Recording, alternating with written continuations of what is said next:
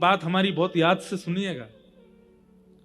मैं और आप इस संसार में भले ही कितने उद्देश्य लेके आए हों, धन कमाना है, ऐश्वर्य कमाना है, नाम कमाना है, प्रॉपर्टी बनानी, फैक्ट्री बनानी, जो भी है, पर मूल बात यह है कि हम इंसान बन के इसलिए आए कि दोबारा हमें आना ना पड़े इस पृथ्वी पर। अगर आप किसी अन्य जीव को देखते हो ना, आप छिपकली देखते हो, आप कॉकरोच देखते हो, आप गधा देखते हो, आप किसी अन्य जीव को देखते हो, आप ये बात जान सकते हो इसका पुनर्जन्म होगा। लेकिन मानव देह मिला है तो इसका मतलब क्या है? इसको अपॉर्चुनिटी मिली है, ये चाहे तो अपने जन्म मरण के चक्कर से अभी छुटकारा पा सकता है। और उसके प्रयास में जो लग जाता है उसी व्यक्ति का जीवन सफल है।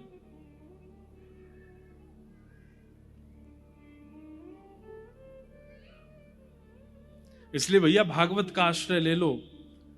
काल आवे, मृत्यु आवे, उससे पहले पहले भागवत जी का आस्वादन करते हुए जीवन में जो जो वक्ता बताते हैं उनको अपने जीवन में इंप्लीमेंट करना शुरू कर दो, लाना शुरू कर दो, उसी से कल्याण हो जाएगा। और नाम का आश्रय ले लो।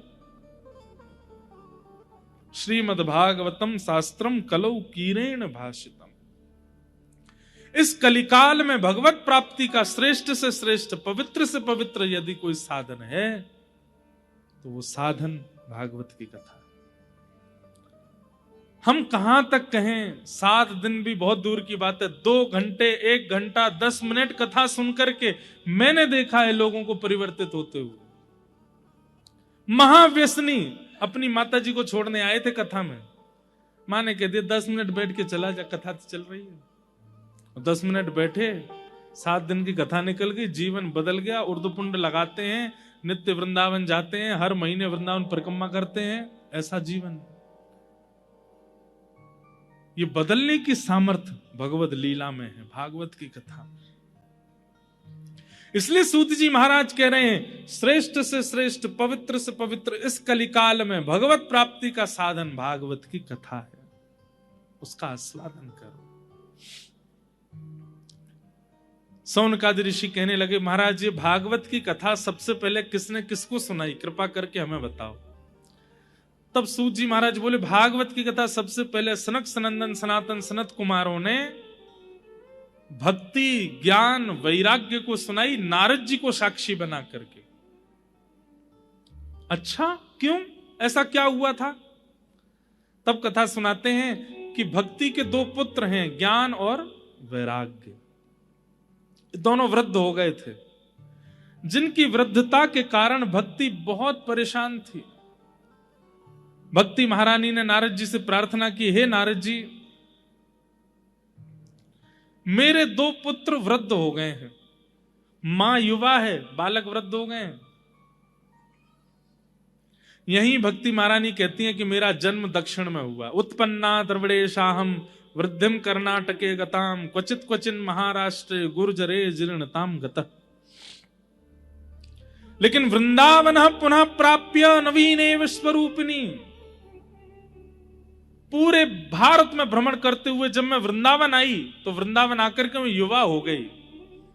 यहां भक्ति नाचती है वृंदावन में, लेकिन मेरे दोनों बालक ज्ञान और वैराग्य ये वृद्ध ही हैं। क्यों? क्योंकि लोगों में भक्ति तो है पर ज्ञान और वैराग्य नहीं है। आपके घर पे हम आते हैं, आप लोग तिलक लगाते हो, अक्षत लगाते हो, कई माताएं आरती करती हैं। उनसे पूछा जाए क्यों कर रहे हैं? स्वागत है महाराज जी, स्वागत नहीं, उसके पीछे कारण है। आप तिलक इसलिए लगाते हैं नमोस्तुते व्यास विशाल बुद्धे। व्यक्ति श्रेष्ठ जब घर आता है तो उसके सिर पर तिलक इसलिए लगाया जाता है कि उनकी बुद्धि को हम प्रणाम कर रहे हैं, या हम अपना भाव प्रकट कर रहे हैं कि इनकी बुद्धि जो है वो सदमार्गीय रहे, इसलिए हम उसको तिलक लगाते हैं। अक्षत किस लिए लगाते हैं? बोले अक्षत लगाने से आयु बड़ी होती है, आयु लंबी होती है, इसलिए हम अक्षत लगाते हैं। और द्वार पर आया हुआ अतिथि भगवान के समान है, इसलिए उसकी आरती उतारते हैं। लेकिन हम लोग क्या जानते हैं, स्वागत है ये तो, भक्ति तो है, ज्ञान नहीं है।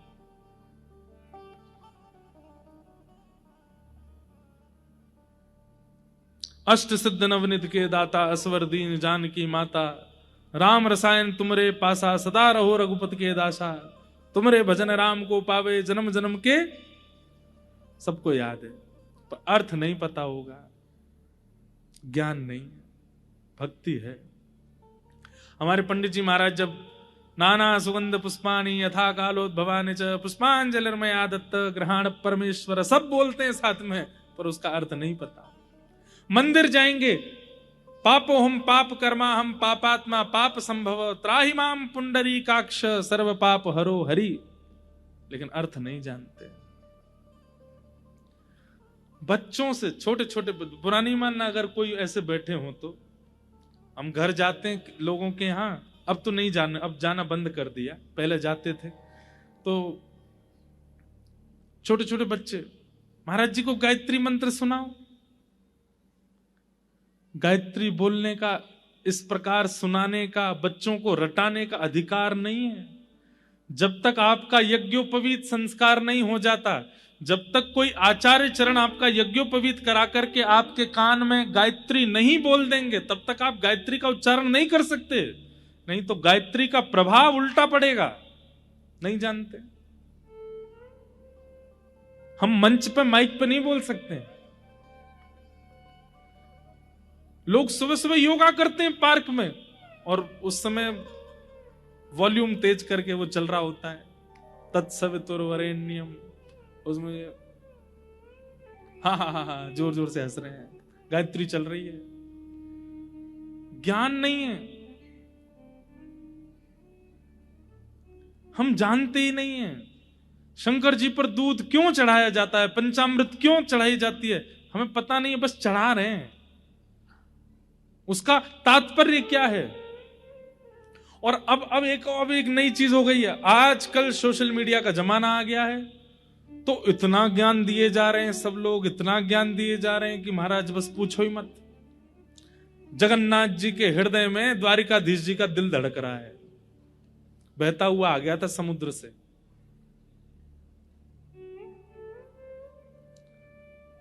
अब क्या हो रहा है?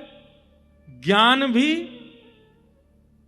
अनुचित ज्ञान प्राप्त हो रहा है, वो और ज्यादा घातक है, और यही घोर कलयुग की तरफ हमको ले जाएगा, जब ज्ञान गलत रूप में प्राप्त होने लग जाएगा।